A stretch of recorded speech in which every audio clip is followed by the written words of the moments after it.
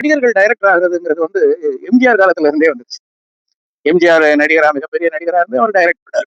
நாடோடி மன்னன், அதுக்கப்புறம் உலகம் சுற்றும் வாலிபன்லாம் கூட யாராவது உதவிக்கு ஒரு ஆளை வச்சுக்கிட்டு இருந்தாலும் கூட இயக்கம்னு அவர் பேர் தான் வந்தது.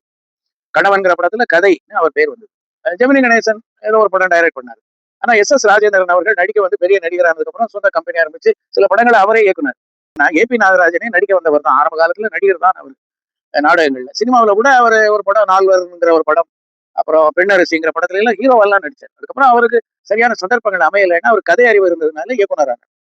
இப்போ ஹிந்தியில இருந்து கூட ராஜ் கபூர் முதல்ல நடிக்க வந்து அதுக்கப்புறம் டைரக்டர் அவர் நடிச்சுக்கிட்டே டைரக்டர். ஆனா அவருக்கு சொந்தமா ஸ்டுடியோ இருந்தது, ஆர்கே ஸ்டுடியோ. ரெண்டாவது அவர் நடிக்க யாரும் வெளியில சான்ஸ் கூப்பிடலைனால அதை பத்தி கவலைப்படல. அவருடைய படமே சூப்பர் டூப்பர் ஹிட். அதே மாதிரி தேவானந்த். தேவானந்த் நடிக்க வந்தாரு. பிற்காலத்துல பார்த்தாரு அவருக்குரிய கதைகள் சரியா அமையல, 2 3 படம் சரியா போகலன்னு அவர் அந்த குழுவை உருவாக்கி அதுல கதை அவருக்கு வேண்டிய கதைகளை எழுதி அவரே ப்ரொடியூஸ் பண்ணி பிரதரை டைரக்டர் ஆக்குனாரு. அப்புறம் அவரே இயக்குனாரு, அவரே அதுல ஹீரோவா நடிச்சாரு.